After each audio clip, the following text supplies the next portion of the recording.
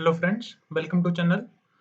As you all know, we have started a new subject digital and technological solution जिसके अंदर हमने already कुछ classes पढ़ भी लिए हैं।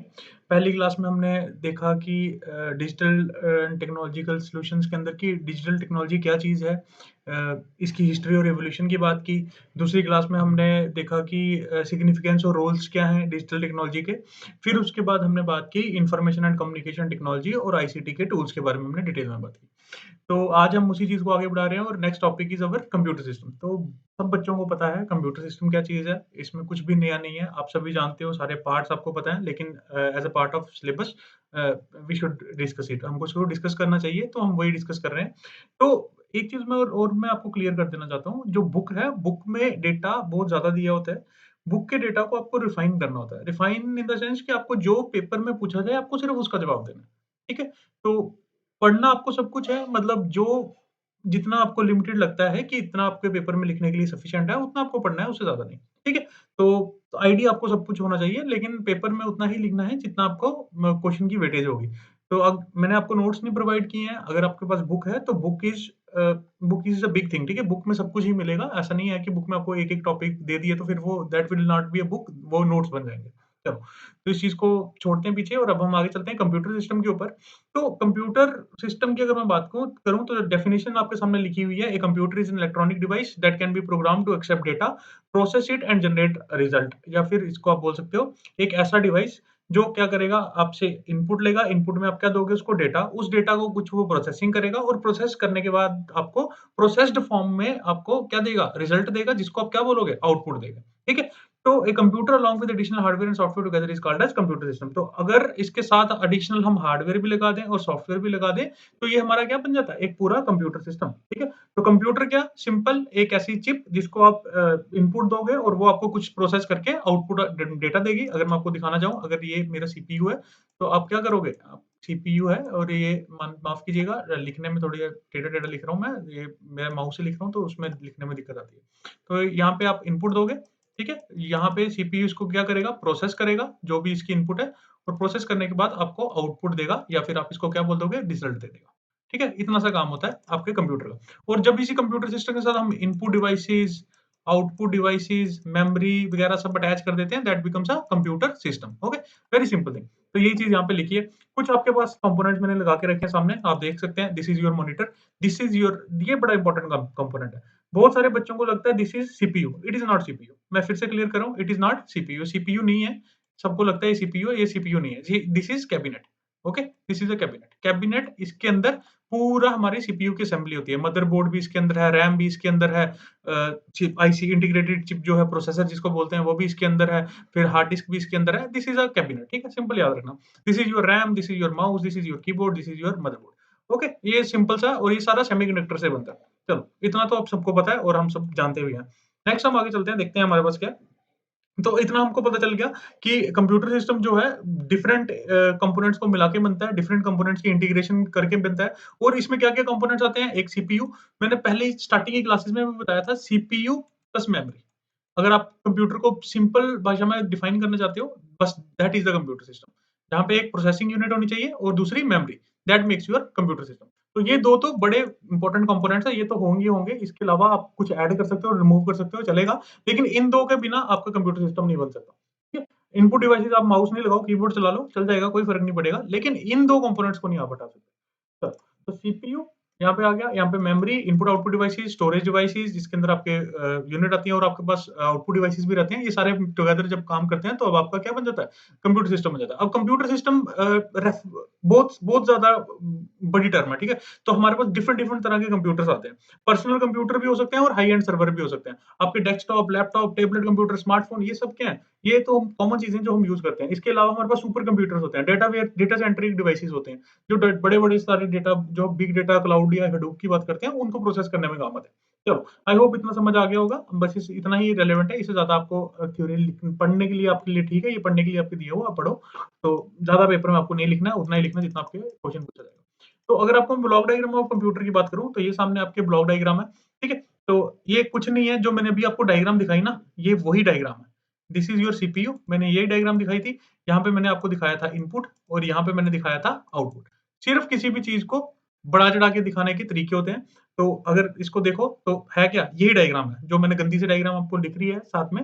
मैं पहले ही बोल रहा हूँ, माफ़ कीजिएगा, ये लिखने में थोड़ा दिक्कत होती है मुझे कि मैं माउस से लिखता हूँ तो हाथ हिल जाता है। तो इनपुट डिवाइसेज़, यहाँ पे output devices and this is your CPU. और यही डायग्राम जो है, this is the same diagram, nothing else. तो देख लो यहाँ पे इनपुट डिवाइसेज़ में अगर मैं चाहे इनपुट डिवाइसेज़ लिख दूँ या फिर कीबोर्ड, माउस, स्कैनर, जॉयस्टिक्स, ये सब क्या है? इनपुट डिवाइसेज़ है। यहाँ पे आ गया आपका सीपीयू। सीपीयू के कंपोनेंट्स होते हैं, इसके अंदर एक कंट्रोल यूनिट होती है, एक अरिथमेटिक लॉजिक यूनिट होती है और रजिस्टर्स होते हैं। रजिस्टर्स भी एक मेमोरी यूनिट है, लेकिन ये सीपीयू की मेमोरी यूनिट है, ठीक है? अब इसका क्या फ़र्क होता है डिफरेंट हमारी रैम से या फिर आपके हार्ड डिस्क के? रजिस्टर की जो प्रोसेसिंग स्पीड होती है ना, बहुत फास्ट होती है। It is a very fast memory. It is a very fast memory, क्योंकि ये बिल्कुल सीपीयू के पास है, बिल्कुल सीपीयू के साथ काम करती है। तो छोटी-सी चिप होती है और उसी को हम रजिस्टर्स बोलते हैं। ठीक है? तो ये आ गया आपके क्या, इनपुट डिवाइसेस, ये आ गया सीपीयू और this one is your output unit. Output unit में मॉनिटर, प्रिंटर, स्पीकर, हेडफ़ोन्स, कुछ भी आपके जो भी डिवाइसेस जो आपको आउटपुट देते हैं, वो सब इसमें आएँगे आउटपुट यूनिट में।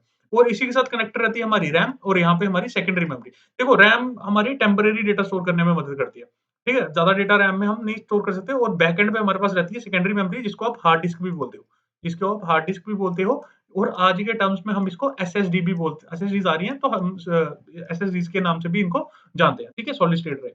चलो, इतना आई होप ये सबको क्लियर हो गया होगा। सिंपल डायग्राम है, इनपुट डिवाइस सीपीयू, आउटपुट, और यहाँ पे होती है हमारे पास रैम और यहाँ पे इसी के पीछे होती है हमारी सेकेंडरी मेमोरी, जिसको आप हार्ड डिस्क भी बोलते हैं। बड़ी सिंपल सी डायग्राम है। अब देखो, आपको लगता है कि ये चीज़ें बहुत मुश्किल हैं, तो मुश्किल नहीं है, बहुत ईज़ी है। आप चाहो तो इसको ऐसा भी बना दो, कोई भी आपका नंबर नहीं काटने वाला। ठीक। अब इसके कंपोनेंट्स पता चल गए, तो सीपीयू क्या काम करता है? सीपीयू यहाँ पे देख के पता चल जाएगा, कंट्रोल यूनिट, जितने भी मशीन के कंट्रोल्स हैं वो सारे सीपीयू ही करने वाला है। एएलयू यानी अरिथमेटिक और लॉजिक यूनिट जितने भी आपके मैथमेटिकल कैलकुलेशंस हैं वो भी यहाँ पे ही परफॉर्म होने वाली हैं। और थोड़ा बहुत जो हाई स्पीड या हाई कैपेसिटी डेटा या फिर जो जिसकी ज़रूरत हमको बार-बार पड़ती रहती है, वो वाला डेटा कुछ हम रजिस्टर्स में भी स्टोर करके रख सकते हैं। मोस्टली हम इसमें इंस्ट्रक्शन स्टोर करके रखते हैं। ठीक है? चलो, तो सीपीयू आपको पता चल गया सीपीयू क्या चीज़ है, और सीपीयू बनता किस पे है? IC circuit. ये हमने स्टार्टिंग से डिस्कस करते आ रहे हैं। आईसी सर्किट यानी इंटीग्रेटेड सर्किट, जो हमारी चिप होती है, उसपे हम अपना सीपीयू प्लेस करके रखते हैं। सीपीयू उसी के थ्रू बनता है, जिसको हम माइक्रो चिप भी बोलते हैं। माइक्रो चिप भी बोलते हैं और मॉडर्न टाइम्स में हम इसको माइक्रो प्रोसेसर भी बोलते हैं। ठीक है? Micro processor. लिख क्या रहा हूँ समझ नहीं आएगा, लेकिन बोल जो रहा हूँ वो आपको समझ आना चाहिए। तो माइक्रो चिप, माइक्रो प्रोसेसर भी इसको हम बोलते हैं। ठीक है? तो आईसी बनता है किसका? सेमीकंडक्टर मटेरियल का। तो मैंने आपको स्टार्टिंग से पाउडर वाली फॉर्म से पढ़ाना शुरू किया और अब हम सेमीकंडक्टर्स तक पहुँच चुके हैं। ठीक है? तो सीपीयू, अगर अब थोड़ा-सा आप पढ़ लेना, ये अंग्रेजी आपके लिए छोड़ता हूँ मैं। The CPU is given instruction and data through program. CPU को जो भी हम इंस्ट्रक्शन देते हैं, वो तो क्या देते हैं, डेटा और थ्रू प्रोग्राम्स। प्रोग्राम्स के थ्रू हम इसको इंस्ट्रक्शन देते हैं, तो सीपीयू को वो इंस्ट्रक्शन मिलती है। सीपीयू उस इंस्ट्रक्शन को फेच करता है, उसको मेमोरी से इंस्ट्रक्शन को लेता है और उसपे देखता है कि मेरे को क्या परफॉर्म करना है, कोई कंट्रोल ऑपरेशन परफॉर्म करना है या फिर अरिथमेटिक और लॉजिक ऑपरेशन परफॉर्म करना है। अभी इसके अंदर addition, subtraction, minus, addition, subtraction, division, multiplication कुछ भी आ सकता है। ठीक है? और जब वो सारा ऑपरेशन कर देता है, उसके बाद वो वापस रिजल्ट कहाँ दे देता है? मेमोरी में दे देता है और मेमोरी के बाद आपको वो रिजल्ट डिस्प्ले करा दिया जाता है। ठीक है? इतना सा काम है किसका? सीपीयू का। While processing, CPU stores data as well as instruction into its local memory called register। जो इंस्ट्रक्शंस मैंने आपको पहले ही बताया, जो ज़रूरी इंस्ट्रक्शंस होंगी, वो अपनी लोकल मेमोरी में स्टोर करके रखता है, जिसको हम क्या बोलते हैं? रजिस्टर्स बोलते हैं। Registers are a part of CPU chip and they are limited in size and number. Different registers are used for storing data, instructions और इमीडिएट रिजल्ट। तो मैंने पहले ही बताया, रजिस्टर्स क्या स्टोर करेंगे? इंस्ट्रक्शंस, मोस्टली इंस्ट्रक्शंस या फिर छोटे-छोटे जो हमारे रिजल्ट्स होंगे, इमीडिएट रिजल्ट जिसकी हमको ज़रूरत पड़ेगी। देखो, क्योंकि इमीडिएट रिजल्ट क्या होंगे? अब 2 प्लस 2 करना है। 2 प्लस 2 करना है, 2 प्लस 2 का रिजल्ट 4 बनेगा।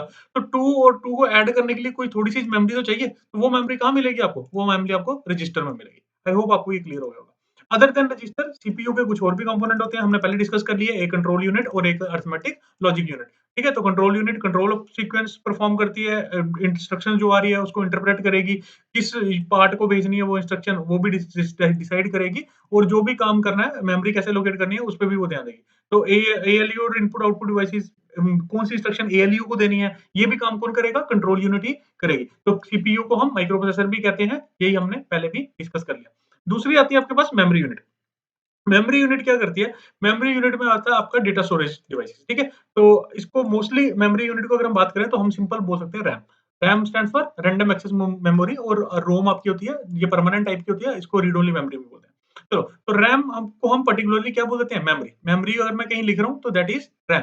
तो ये क्या है वोलेटाइल नेचर की होती है, मतलब as long as power is given it will work other and as long as soon as the power is taken of it will get refreshed, ठीक है? The secondary memory is also called as storage device, और secondary memory जो हमारी होती है उसको हम hard disk भी बोलते हैं या फिर क्या बोलते हैं? Secondary memory.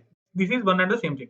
तो यहाँ पे हम जो परमानेंट स्टोर करना होता है, जैसे हमने मूवीज़ कहीं से लाइक कॉपी करके, रैम में तो आप देखोगे, मूवी देखोगे चला के, लेकिन स्टोर कहाँ रखोगे? अपनी सेकेंडरी मेमोरी में। बस इतना सा ही काम है। और एक चीज़ मेमोरी हायरार्की होती है। एक मेमोरी हायरार्की होती है हमारे पास, चलो मैं आपको नेक्स्ट स्लाइड्स में दिखा दूँगा, आपको दिख जाएगी। Next is units of memory. अब मेमोरी की कुछ यूनिट्स हैं। मेमोरी को देखो मेमोरी को तो ऐसे नहीं ना बाँट सकते। अब मेमोरी के हमने कुछ यूनिट बना के रखे हैं। जैसे आप मान लो आप दूध लेने जाते हो, दूध लेने के भी यूनिट्स हैं। 100 ग्राम, 200 ग्राम, 300 ग्राम, 400 ग्राम, आधा किलो, फिर उसके बाद 1 किलो, 1.5 किलो, 2 किलो, ऐसे हमने यूनिट्स बना रखे हैं। उसी तरह से हमने मेमोरी के भी यूनिट बना रखे हैं। ठीक है? अब यूनिट्स किस हिसाब से बनाए हैं, हम बाइनरी डिजिट को लेके चलते हैं। मैंने स्टार्टिंग में ही बताया था, कंप्यूटर समझता है इलेक्ट्रिकल सिग्नल्स, ठीक है? और उन इलेक्ट्रिकल सिग्नल्स को हम रेफर करते हैं यूजिंग बाइनरी नंबर्स यानी 0 और 1, ठीक है? तो बाइनरी नंबर्स के फॉर्म में हम जब भी मेमोरी को जो भी डेटा है वो बाइनरी के फॉर्म में ही डिनोट करते हैं। तो 4 बिट जो आपके 4 बिट होते हैं ना, अगर ये 4 बिट हैं, 3 4, तो 4 bit will called as 1 nibble. इनको हम बोलते हैं 1 निबल, ये इनका नाम है, बस कुछ भी नहीं है, इससे ज़्यादा कुछ भी नहीं है। आपको समझना नहीं है कुछ भी, याद रखना है कि 4 बिट को 4 बिट इज़ 1 निबल, ठीक है? तो ये चीज़ यहाँ पे लिखी है, 4 बिट इज़ 1 निबल। और जैसे ये देखो, ये निबल की इन्होंने एग्ज़ाम्पल दे रखी है। नेक्स्ट 2 निबल वर्ड इज़, जब जो 2 निबल जोड़ देते हैं, तो उसको हम 8 बिट, उसको हम क्या बोलते हैं? बाइट बोलते हैं, ठीक है? उनको हम बाइट बोलते हैं, यानी 8 बिट को 8 बिट को आप क्या बोलोगे? Byte, 1 byte, okay? यहाँ पे क्या बोला? 4 बिट को 1 निबल, 8 बिट को 1 बाइट, या फिर 2 निबल को आप क्या बोलोगे? 8 बिट, ठीक है? ऐसा भी बोल सकते हो, कुछ गलत नहीं होगा, ठीक है? Like any other standard units, bytes are grouped together to make bigger chunks. तो बाइट्स को ही मिला-मिला के हमारी मेमोरी बढ़ जाती है, उसी को हम एक्सटेंड करते हैं आगे। जैसे आपके सामने एग्जांपल है, KB stands for kilobyte, MB stands for megabyte, GB stands for gigabyte, TB stands for terabyte.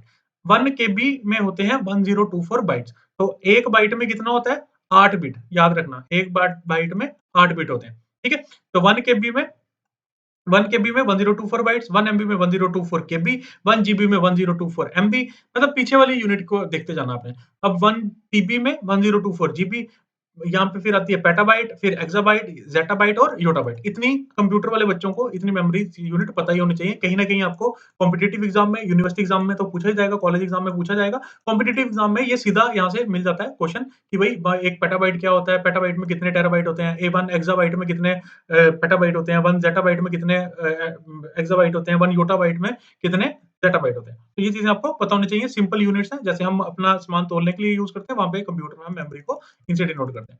अब टाइप्स ऑफ मेमोरी की बात करूँ तो यहाँ पे प्राइमरी मेमोरी में आते हैं आपके रैम रोम, जैसे मैंने बात की रैंडम एक्सेस मेमोरी और रीड ओनली मेमोरी। रोम आपका इंस्ट्रक्शन स्टोर करती है जो परमानेंट नेचर्स की जो होती है हमारी मोस्टली, और RAM stands for random access memory, sorry permanent nature नहीं बोलूंगा, जो इंस्ट्रक्शंस करंटली हमको चाहिए एग्जीक्यूशन परफॉर्म करने के लिए कंप्यूटर की, उस वहाँ पे हम रोम में डेटा स्टोर करके रखते हैं। मैंने जैसे एग्जांपल दी थी 2+2 इज 4 वाली। तो रैम में आपके क्या आएगा? प्राइमरी मेमोरी है, जो भी इंस्ट्रक्शन आपने सेकेंडरी मेमोरी से चलानी है। सेकेंडरी मेमोरी में कोई भी इंस्ट्रक्शन रन नहीं होती है, उसको उठा के हमको लाना पड़ता है किसमें? मेन मेमोरी में, दैट इज योर रैम, ठीक है? तो ये होगी क्या types of memory, primary memory. तो रैम वोलेटाइल है, जब तक बिजली मिलेगी तब तक रैम चलेगी। अगर एक बार सिस्टम शट डाउन कर दिया, जैसे आप माइक्रोसॉफ्ट वर्ड पे कुछ काम कर रहे हो, वर्ड पे आप कुछ टाइपिंग वगैरह कर रहे हो, टाइपिंग करते करते अगर आपने उसको सेव नहीं किया और लाइट चली गई और आपने यूपीएस नहीं लगा रखा है, तो वो डेटा क्या हो जाएगा? सारा इरेज हो जाएगा, वो डेटा ऑटोमेटिकली इरेज हो जाएगा, वो आपको नहीं मिलने वाला है, ठीक है? अगर उसी डेटा को आपने सेव कर दिया होगा, तो वो सेकेंडरी मेमोरी में आपको कहीं ना कहीं फाइल मिल जाएगी, आप उसको रिट्रीव कर सकते हो। तो रैम क्या है? टेम्परेरी नेचर की है, वोलेटाइल है, जब तक पावर मिलती है तब तक काम करती है, पावर हटा लो तो रिफ्रेश हो जाती है या फिर सारा डेटा आपका इरेज हो जाता है। जो परमानेंट डेटा होता है वो हम स्टोर कहाँ करते हैं? वो हम स्टोर करते हैं सेकेंडरी मेमोरी में। और रोम की बात करूँ तो रोम इज नॉन वोलेटाइल, मैंने पहले ही बताया। इनके कंटेंट कभी भी लॉस नहीं होते, पावर ऑफ करो जो मर्जी करो, it is permanent in time. तो इसमें स्टोर करके रखते हैं ज्यादातर हम रैम में, रोम में हम स्टोर करते हैं स्टार्टअप प्रोग्राम या फिर बूट लोडर आप जिसको बोलते हो, जो इंस्ट्रक्शन देता है। देखो स्टार्टिंग में जैसे आप कंप्यूटर का पावर बटन दबाते हो ना, पावर बटन दबाते हो, तो बूट लोडर लोड होता है, तो वो लोड, उसकी लोडिंग की इंस्ट्रक्शन कहाँ पड़ी रहती है? देखो रैम तो अभी चली नहीं है, तो रैम चली नहीं है तो वो इंस्ट्रक्शन कैसे चलाएगी? तो वो डेटा हम परमानेंटली स्टोर करके रखते हैं रोम में। रोम महंगी है एज़ कम्पेयर टू रैम, तो इसलिए रोम आपको छोटी-छोटी ही साइज़ की दिखती है। जो चीज़ महंगी होती है ना, उसको हम कम यूज़ करते हैं अपने सिस्टम में, ठीक है? जो चीज़ सस्ती होती है ना, उसको हम ज़्यादा प्रेफ़रेंस देते हैं, क्योंकि उससे हमारा क्या होता है, खर्चा कम होता है मशीन को बनाने का, ठीक है? Next memory is your cache memory. Cache memory क्या करती है? हाई स्पीड बफर का काम करती है, हाई स्पीड बफर, बस इतना ही याद रखना जितना बोल रहा हूँ, उससे ज़्यादा याद करने की कोई ज़रूरत नहीं है। हाई स्पीड बफर का काम करती है। देखो मैंने पहले स्टार्टिंग में भी बताया था, सीपीयू जो है ना, सीपीयू काम करता है क्लॉक साइकिल्स पे। सीपीयू काम करता है क्लॉक साइकिल्स पे। कहने का मतलब ये है कि सीपीयू की स्पीड होती है बहुत ज़्यादा, और आपकी जो रैम होती है ना, रैम की स्पीड होती है बहुत कम as compare to what? As compare to CPU. तो इस मिसमैच को दूर करने के लिए, इस मिसमैच को मतलब ये मान लो ये एक टाइम पे ये 1 मिनट में 200 रोटियाँ बना रहा है बंदा। सीपीयू एक ऐसा इंसान मान लो कि जो 1 मिनट में 200 रोटियाँ बना रहा है, और रैम को आप ऐसा मान लो जो 1 मिनट में सिर्फ़ 50 रोटी खा सकती है। सिर्फ़ 50 रोटी प्रोसेस कर सकती है। तो कितना मिसमैच है? 150 का मिसमैच है। तो इस मिसमैच को दूर करने के लिए हम क्या करते हैं, हम बीच में एक एक्स्ट्रा मेमोरी लगा देते हैं जिसको हम बोलते हैं कैश। ठीक है? तो कैश क्या करती है? हाई स्पीड बफर का काम, हाई स्पीड बफर का। जो डेटा बार-बार यूज़ होगा, करंटली सीपीयू को ज़रूरत पड़ेगी, उस डेटा को हम ना कि रैम में डालने के बजाय हम किस में डाल देते हैं? कैश में डाल देते हैं। तो कैश आपको यूज़ुअली सिस्टम्स में मिलेगी 5 से 15 एमबी के बीच में। ठीक है? इतना आपके आपके मॉडर्न लैपटॉप, जो बड़ा महँगा लैपटॉप भी खरीदोगे, तो वो भी आपको इतने ही पैसे की मिलेगी। तो आगे चल के मैं आपको इसकी वो दिखाऊँगा, हायरार्की दिखाऊँगा, मेमोरी हायरार्की, उसमें आपको और क्लियर हो जाएगा। तो कैश क्या करेगी? हाई स्पीड बफर का काम करती है, रैम और सीपीयू के बीच में हम इसको प्लेस करके रखते हैं। ठीक है? तो जितना जो डेटा बार-बार यूज़ हो रहा है, तो वो सीपीयू से जो आना है, वो हम जो जिसके रिजल्ट हमको इमीडिएटली चाहिए, तो हम किसमें स्टोर करके रखते हैं? कैश में स्टोर करके रखते हैं। हाई स्पीड बफर का काम करिए, थोड़ी देर के लिए जो डेटा हमने स्टोर कराना है, वो हम कैश में लाएँगे, और जैसे यहाँ पे 50 है और कैश की स्पीड कितनी होगी? 150, 200 और 1, इसकी भी स्पीड कम होगी, हालाँकि सीपीयू से इसकी भी स्पीड कम होगी, लेकिन फिर भी देखो 50 से 150 इज़ बेटर। तो ये फिर भी स्पीड के मिसमैच को क्या कर देगी? थोड़ा-सा दूर कर देगी, इसलिए हम क्या करते हैं? कैश यूज़ करते हैं। आई होप आपको इतना समझ आ गया होगा। नेक्स्ट इज़ योर, अगर नेक्स्ट की मैं बात करूँ, तो नेक्स्ट आपको मिलेगा सेकेंडरी मेमोरी। तो सेकेंडरी मेमोरी में ये आपके सारे डिवाइसेज़ आ जाते हैं, pen drive, hard disk, CD, DVD, memory card, tape driver, आजकल ये चल रही हैं, एसएसडी चल रही हैं। तो एसएसडीज़ जो होती है ना, ये मोस्टली जैसे आपकी रैम डिज़ाइन होती है ना चिप बेस्ड, तो ये भी चिप बेस्ड मेमोरी है। तो इसकी जो एक्सेस है ना, वो बहुत फास्ट है as compare to hard disk, या फिर जो सेकेंडरी मेमोरी हम यूज़ कर रहे हैं, उससे तो बहुत तेज़ है, बहुत तेज़। मतलब आपको ज़्यादा टाइम नहीं लगेगा कोई भी डेटा रीड या राइट कराने में, ठीक है? हार्ड डिस्क से बहुत बेटर है। तो इसके अलावा आपके मेमोरी कार्ड्स वगैरह वो सब इसी में ही आते हैं। तो आई होप आपको इनके बारे में पता होगा, ये क्या चीज़ें हैं और कैसे काम करती हैं। इनको ये हम ये रोम और रैम से इनकी कैपेसिटी बहुत ज़्यादा होती है। आप सेकेंडरी हार्ड डिस्क की बात करो, तो 1 टीबी की हार्ड हार्ड ड्राइव होती है। रैम कितनी होती है आपके पास? ज़्यादा से ज़्यादा 8 जीबी या फिर 16 जीबी। इससे ज़्यादा की आपको रैम नहीं मिलेगी आपके सिस्टम्स में। बेशक आप बहुत सारे पैसे खर्च लो। अगर आपको और महँगी करानी है, तो ज़्यादा से ज़्यादा 32 जीबी मिल जाएगी। ठीक है? इससे ज़्यादा आप पैसे खर्चोगे ही नहीं। क्यों? क्योंकि हमको ज़रूरत नहीं पड़ती। हमको सिस्टम उसी हिसाब से लेना होता है जितनी हमको कॉन्फ़िगरेशन की नीड है। चलो, आई होप ये भी क्लियर हो गया होगा। नेक्स्ट हमारे पास आती है, ये डायग्राम मैं आपको समझाना चाहता था। ये बड़ी ज़रूरी डायग्राम है, इस डायग्राम को ध्यान से देखना। इसमें हम क्या कर रहे हैं, देखो, ये आ गई आपकी क्या? ये आ गया आपका सीपीयू, ये आ गया सीपीयू। तो सीपीयू क्या होता है? प्रोसेसर, माइक्रो प्रोसेसर, इसके अपने सारी यूनिट होते हैं, एएलयू, सीयू, मेमोरी यूनिट, इसकी अपनी मेमोरी यूनिट भी होती है, जिसको आप रजिस्टर बोलते हो, ठीक है? तो यहाँ पे क्या आ गई आपकी कैश, कैश इसमें भी यूज़ होती है। सीपीयू माइक्रो प्रोसेसर की अपनी भी छोटी-सी कैश होती है। एक हम सिस्टम में अपने मर्ज़ी से लेवल 2, लेवल 3 कैश लगा सकते हैं। होती यूजुअली ये एक ही यूनिट है। ठीक है? तो आप जो आजकल मॉडर्न आर्किटेक्चर में 2-3 कैश भी लगा देते हैं। ये आ गई आपकी रैम और ये आ गई आपकी हार्ड डिस्क। अब जब भी आप इस साइड जाओगे ना, तो आपकी स्पीड स्लो हो जाएगी, ठीक है? और कॉस्ट क्या हो जाएगी? लो हो जाएगी। Cost less. लेकिन जब भी आप इस साइड आओगे ना, आपकी स्पीड क्या होगी?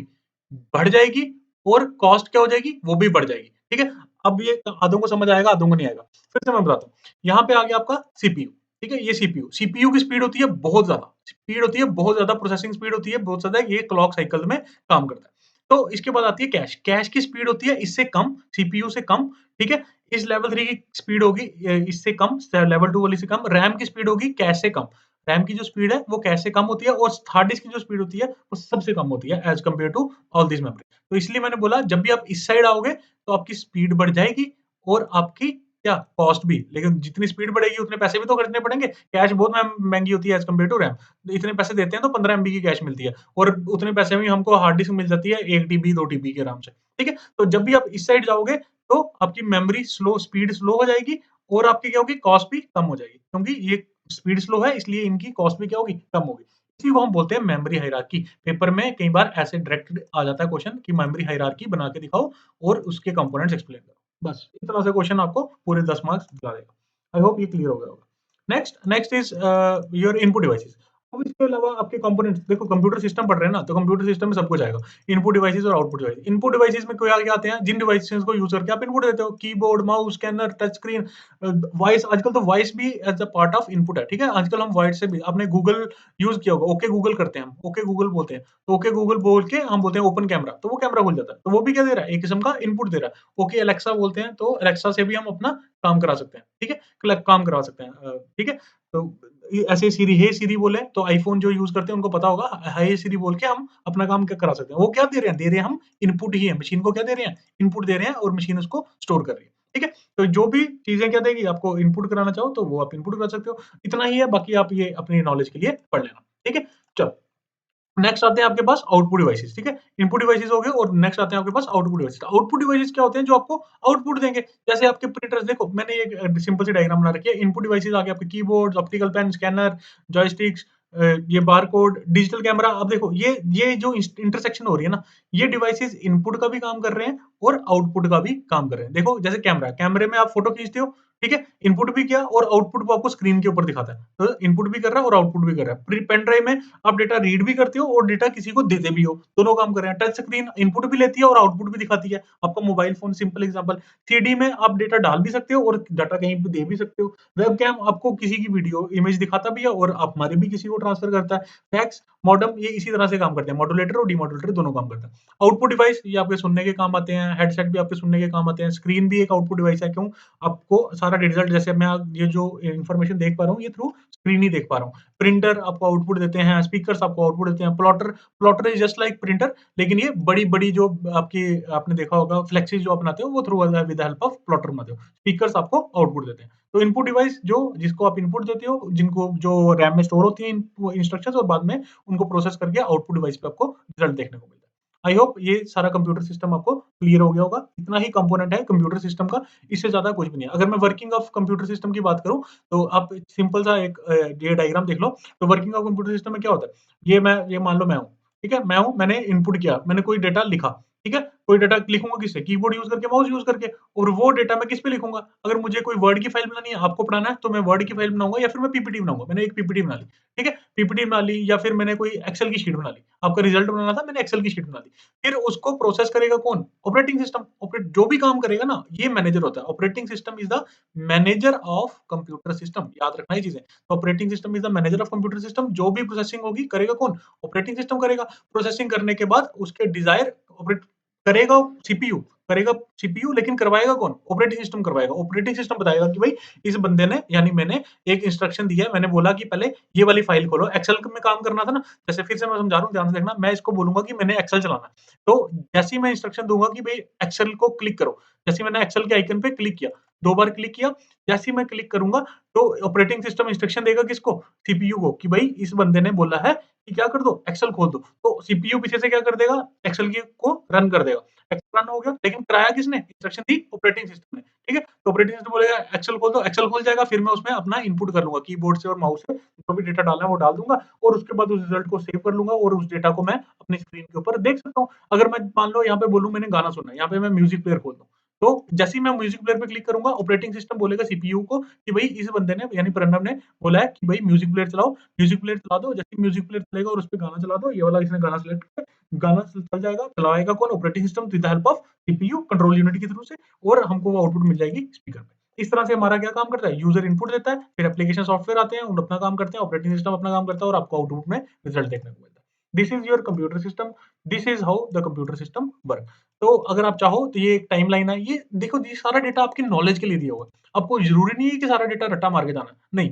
बुक बड़ी है, कई बच्चे बोलते हैं सर बुक में बहुत सारे पेजेस है, पेजेस हैं भाई, आपकी नॉलेज के लिए हैं, आप पढ़ो इसको। अगर आपको टाइम है तो पढ़ो, नहीं पढ़ना तो मत पढ़ो, ठीक है कि नहीं। वो आपकी अपनी नॉलेज के लिए, पेपर में जैसा आएगा आपने उतना आंसर देना, जरूरी नहीं है कि आपको सारी बुक रट्टा मार के जानी हो और वैसे ही एज इट इज लिखना है। सिर्फ समझो, चीजों को समझने की कोशिश करो। बस थोड़ा सा अपना विजन ब्रॉड करो, आपको समझ आ जाएगी। कोई आप बड़े इंटेलिजेंट बच्चे हैं, आप सब कर लेंगे, ठीक है। तो ये टाइमलाइन क्या है, टाइमलाइन में दिखा रहा है कि हमारे कंप्यूटर सिस्टम, मैंने कंप्यूटर सिस्टम में इसलिए टाइमलाइन डाली थी ताकि आपको पता चले कि कंप्यूटर सिस्टम, देखो मैंने पहले ही बताया था कि कंप्यूटर सिस्टम बनना कहाँ से स्टार्ट होता है। तो यहाँ पे आप देख सकते हो कि 500 बीसी बिफोर क्राइस्ट में अबेकस बना था। अबेकस क्या था, एक मैकेनिकल डिवाइस था जो क्या करता था, अरिथमेटिक कैलकुलेशन करता था। मोस्टली ये एडिशन सब्ट्रैक्शन करता था, ठीक है। फिर उसके बाद आ जाओ, 1642 में। 1642 में आ गया आपका क्या? 1642 में आपको मिला पास्कल लाइन। तो पास्कल लाइन भी क्या था? ये एक मैकेनिकल कैलकुलेटर था। ये अबेकस के बाद ये एक दूसरा मैकेनिकल कैलकुलेटर आया था, जो addition, subtraction of 2 numbers directly और मल्टीप्लिकेशन, ये मल्टीप्लिकेशन डिवीजन भी कर देता था, लेकिन करता थ्रू एडिशन एंड सब्ट्रैक्शन था। फिर आ गया आपके पास 1834 में एनालिटिकल इंजन। ये बनाया था चार्ल्स बेबेज ने। इस पे हमने पिछली वीडियोज़ में भी बड़ी बात कर ली हुई है। 1890 में हमने टेबुलेटिंग मशीन बना दी, जो हमारे टेबल्स भी कैलकुलेट कर लेती थी। पंच कार्ड की मदद से हम इस पे काम करते थे। फिर उसके बाद हमने 1937 में क्या बनाया? 1937 में हमारे पास ट्यूरिंग मशीन आ गई। ये जो मशीन है, ये सबसे फेवरेट मेरे मेरे एलन ट्यूरिंग, मुझे काफ़ी पसंद, उनका रोल कंप्यूटर साइंस में बहुत बड़ा है। तो देखो, जो ट्यूरिंग मशीन थी ना, ये बनाई थी सर एलन ट्यूरिंग ने। ये एलन ट्यूरिंग ने बनाई थी। और ये मात्र एक ऐसी मशीन है जिसने वर्ल्ड वार 2 को कितना कम से कम 10 साल छोटा कर दिया था, 10 इयर्स, 10 इयर्स लेस कर दिया था। अब मान लो कि ये कितनी पावरफुल मशीन होगी जिसने वर्ल्ड वार को 10 साल छोटा कर दिया। ठीक है? ठीक है? इसने किस मशीन ने वर्ल्ड वार को 10 साल छोटा कर दिया, और ट्यूरिंग मशीन के ऊपर मॉडर्न कंप्यूटर आर्किटेक्चर रिलाई करता है। ठीक है? मॉडर्न कंप्यूटर आर्किटेक्चर, जो हमारा कंप्यूटर है ना, उसका आर्किटेक्चर किस पे बेस्ड है? ट्यूरिंग मशीन के ऊपर ही बेस्ड है। ठीक है? तो Turing machine is one of the most important machine of the computer system, मतलब कंप्यूटर साइंस के टर्म्स में ट्यूरिंग मशीन का बहुत बड़ा इंपॉर्टेंट रोल है। तो पहली बार इसको वर्ल्ड वार 2 में हमने यूज़ किया था। इसने एक मशीन थी एनिग्मा। एनिग्मा मशीन थी जो जर्मन्स यूज़ करते थे। जर्मन हिटलर क्या करता था कि कोड में, मतलब जो भी मैसेज भेजना है ना, उसको कोड में लिख के भेजता था, ताकि जो यूएस वाले थे वो उस मैसेज को क्या नहीं कर सके, ट्रैक नहीं कर सके, और उसको अगर इंटरप्रेट नहीं कर सके, समझ नहीं सके। जैसे मैंने किसी को बोलना हेलो, तो मैं हेलो नहीं बोलूंगा, हेलो को मैं चेंज कर दूंगा, मैं बोलूंगा एबीसीडी। तो ये पता किसको होगा? जिसके पास दूसरी मशीन पड़ी होगी एनिग्मा, वो इसको क्रैक करेगा, उसको पता चल जाएगा एबीसीडी का मतलब क्या है, हेलो। तो ये ट्यूरिंग मशीन ने इस एनिग्मा को क्रैक किया था। तो एनिग्मा को क्रैक कर दिया था, फिर इनको पता चल गया था कि भाई हम जो जर्मन आपस में मैसेज भेजते थे एक दूसरे को, तो वो उन मैसेज को ये इंटरप्रेट कर लेते थे और उनके अटैक्स को फेल कर देते थे। तो ये बड़ी इंपॉर्टेंट मशीन है। आप कभी मौका मिलेगा तो मैं इस पे सेपरेट एक वीडियो बनाऊँगा। बड़ी अच्छी ये चीज़ें सबको पता होनी चाहिए, कंप्यूटर वाले सबको। ठीक है? फिर उसके बाद हमारे पास एनियाक और एडवैक आ गए। ये हमने बड़ी डिटेल में पढ़ लिए हुए हैं। फिर उसके बाद 1947 में ट्रांजिस्टर, ये बड़ा रेवोल्यूशनाइज़, यहाँ पे भी बहुत ज़्यादा, जैसे ही ट्रांजिस्टर आया था बेल लैब्स में, इस पे भी हमने बहुत डिटेल में बात की है। इसने पूरी मॉडर्न कंप्यूटिंग साइंस को चेंज कर दिया, कंप्यूटर का आर्किटेक्चर भी पूरा का पूरा चेंज कर दिया। नेक्स्ट आ गया आपके इंटीग्रेटेड सर्किट 1970s में। इसने हमारे माइक्रो प्रोसेसर, माइक्रो कंट्रोलर सब हमारे इन्हीं के ऊपर, आईसी के ऊपर बेस्ड होना शुरू हो गए। तो ये सिंपल एक टाइमलाइन है कंप्यूटर सिस्टम की, आपकी नॉलेज के लिए मैंने लिखी थी। अगर आपको पढ़नी है तो पढ़ो, आपको नहीं पढ़नी तो कोई इश्यू नहीं है। ठीक है? तो एक हमारे पास वॉन न्यूमैन आर्किटेक्चर भी है, मैंने बताया था सर, जॉन वॉन न्यूमैन थे। उन्होंने electronic numeric integrator and calculator बनाया था। उन्होंने ये जॉन वॉन न्यूमैन आर्किटेक्चर किया था। तो होता क्या है इसमें? कुछ नहीं, बस इनपुट डिवाइस है, आउटपुट डिवाइस है, सेंट्रल प्रोसेसिंग यूनिट, मिनट, ये उन्होंने आर्किटेक्चर दिया था। ठीक है? सर जॉन वॉन न्यूमैन ने, तो इसलिए उनको हम इसको पढ़ते हैं। मोस्टली ये 1970s में जब हमने चिप डिजाइनिंग पे काम किया था, तब ये चीज़ें हमने पढ़ना शुरू की थी। आपको ये इतने डिटेल में पेपर में नहीं पूछा जाएगा। ये सिर्फ़ आपकी नॉलेज के लिए मैंने ये चीज़ें यहाँ पे लिखी हुई हैं। आपका दिल करे तो आप पढ़ लेना, आपका दिल नहीं करे तो आप मत पढ़ना। माइक्रो प्रोसेसर डेटा का कैसे ट्रांसफर होता है सीपीयू से मशीन के बीच में, सारी चीज़ें सिर्फ़ आपके उसके लिए हैं कि नॉलेज के लिए। आप इनको नहीं भी पढ़ोगे तो कोई भी इश्यू नहीं है, ठीक है?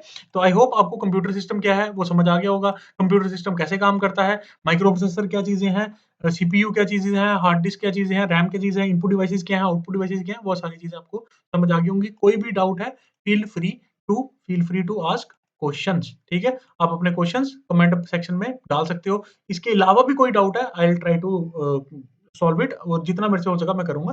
तो feel free or please do like to our channel and share among your friends. Have a good day. Thanks for watching.